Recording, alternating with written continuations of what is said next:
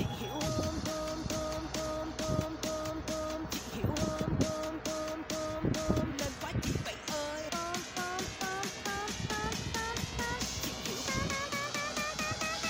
Chị hiểu không?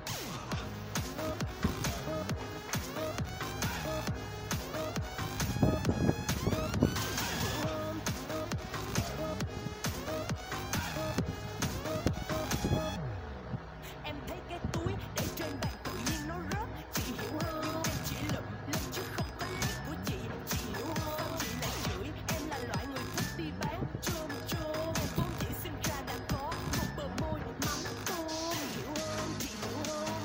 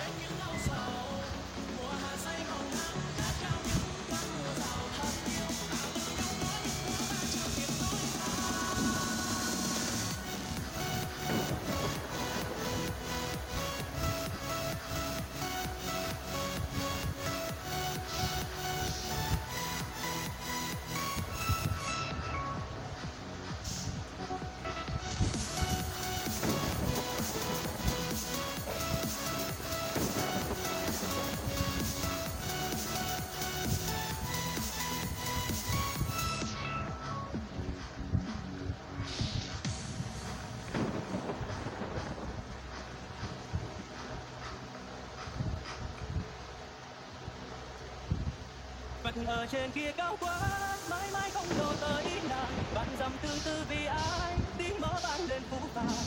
Chùa này không thấy bóng nàng, bồ đề chẳng muốn nở hoa. Dòng kinh còn lưu vạn chữ, bị ngàn phủ lên mấy thu. Hồng trần hôm nay xa quá, ai ố không thể giải bày. Hỏi người ra đi vì đâu, chắc chắn không thể quay đầu. Mộng này toàn theo bóng phật, trả lại người áo cà sa. Vì sao độ ta không độ nàng.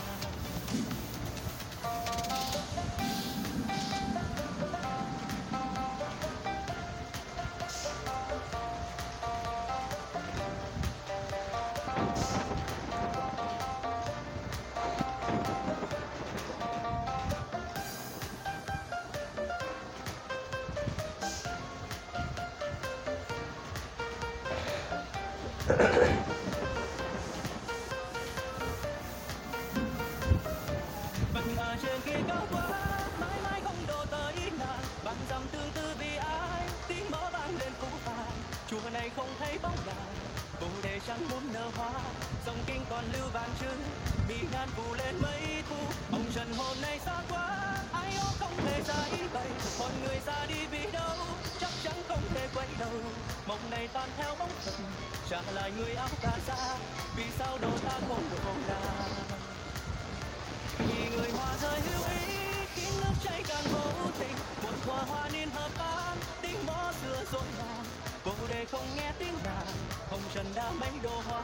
Mắt còn vương màu máu, hồng nhan chẳng trông thấy đâu. Lại một tay ta gõ mõ, ta nát cung tương biến hoa. Vài độ xuân thu vừa qua, có lẽ không còn thấy nàng. Hỏi phật trong kiếp này, ngày ngày gõ mõ tung kinh. Vì sao độ ta không độ nàng.